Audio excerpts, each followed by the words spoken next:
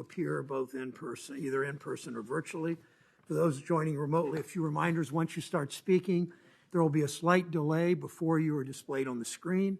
To minimize background noise, please click the mute button until it's your turn to speak or ask questions. You should all have one box on your screens labeled clock that will show how much time is remaining.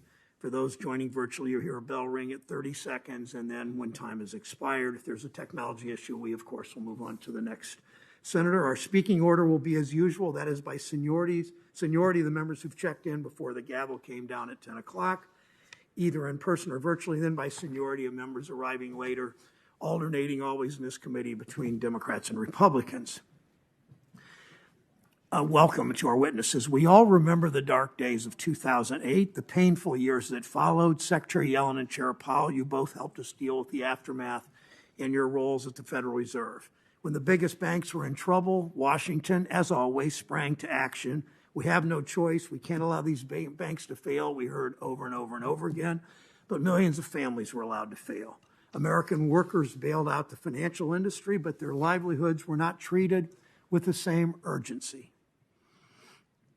Recovering their jobs, let alone empowering them to demand better ones, would have to wait for years. By the end of 2013, the stock market had its best year in almost 2 decades. 11 million people, though, were still out of a job. The question before us today is the same question we've grappled with for a year. Do we learn from our past mistakes? Americans do not have to settle for another Wall Street first recovery. We have the tools to do things differently. The only question is whether we're going to use them for as long as it takes. So far, we've worked to learn the lessons of the past and do better by American workers. That's what the CARES Act and the American Rescue Plan were all about. We put money in families' pockets, stimulus checks, earned income tax credit, child tax credit, money spent always in local supermarkets and shopping centers on food and back-to-school supplies. Treasury helped state and local governments get emergency rental assistance, 420,000 families in August alone, and $950 million to help homeowners behind on their mortgages. The result's been record job growth, job creation. I'm going to say this twice. Job creation in the first 7 months of the Biden administration, Madam Secretary, is nearly double any previous first-year president. Job creation in the first 7 months of the Biden administration is nearly double any previous first-year president. It's not just the jobs themselves, it's the quality of these jobs. For the first time in decades, workers are starting to gain a little power in our economy. Power to negotiate higher wages, power to fight for better working conditions, more control over their schedules and their future. Progress, to be sure, but a long way to go. We're down 5.6 million jobs since before the pandemic.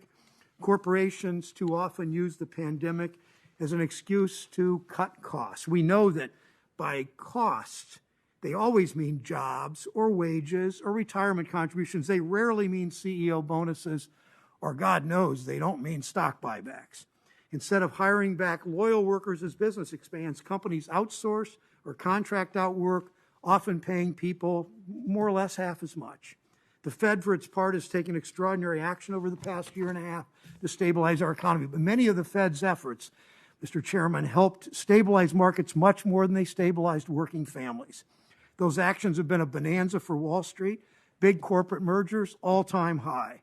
Biggest banks had one of their most profitable years ever, and were, not to be reminded of it, during a global pandemic.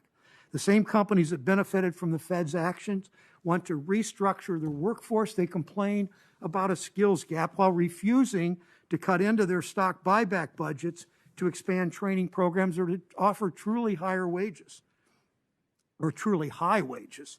This ought to be a reminder we're still in the very early stages of recovery, and the same old Wall Street system is this time not going to be good enough. Chair Powell, you've talked about your commitment to competitive labor markets, yet you have said that the test for full employment is, your words, all but met. Tell that to the working mother who was forced to quit her job because she couldn't afford child care or even find child care. Tell that to the server who worked for decades in a major hotel chain only to lose her job during the pandemic and then be offered the same job by a contractor paying a fraction of the wages with no benefits. Tell that to a worker in my hometown in Mansfield, Ohio, who for decades watched companies close down factories, move good-paying, often union jobs abroad, only to have them replaced, when they're replaced at all, by low-wage, non-union jobs at a big box store.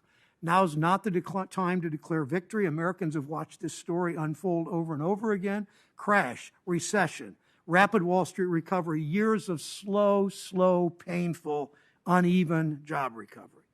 Always within the same corporate system that treats quarterly stock prices as the only real measurement that matters and treats workers as a cost to be minimized. How many times are we going to continue to do this? How many times are Americans going to watch history repeat itself? We can't declare the recovery complete until all workers find a job that pays them fair wages and treats them with dignity.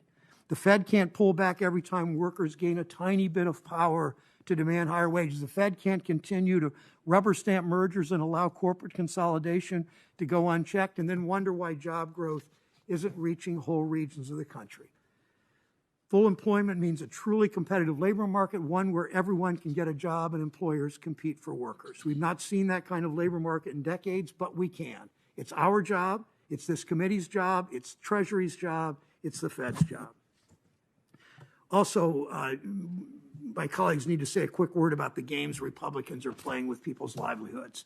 The debt limit, we all know this, the debt limit is not about future spending. It's about meeting obligations we've already made. It's the bipartisan, overwhelmingly popular CARES Act, the reason we're holding this hearing today. Every single one of my Republican colleagues who served on this committee last year, every one of them voted for the CARES Act. Every one of them, again, who served in this committee before, voted for the $2 trillion tax cut for their wealthy friends. They didn't seem to have a problem with the debt limit then, but now they don't want to pay the bill. The partisan game's pretty transparent. We need to pay our bills on time. We've always done it. Treasury secretaries past and present across the political spectrum are sounding the alarm about economic devastation that they're threatening. China watches all of this with glee, all too eager to see the dollar tarnished as the world's reserve currency, and we play right into that. We can't play politics with full faith and credit of the state. Last comment, Chair Powell, I understand you've initiated a review of the ethics and financial disclosure rules at the Fed after we learned of stock trades that at least 2 Federal Reserve Bank presidents made during the pandemic. I have a bill with Senators Merkley and Senator Warnock, also a member of this committee, the Ban Conflicted Trading Act that would ban members of Congress from buying or selling any individual stocks. The same should apply to Fed officials. I'm introducing a bill to do that. Your job, the Fed's job, members of Congress's job is to serve the public, not their stock portfolios. Ranking Member Toomey.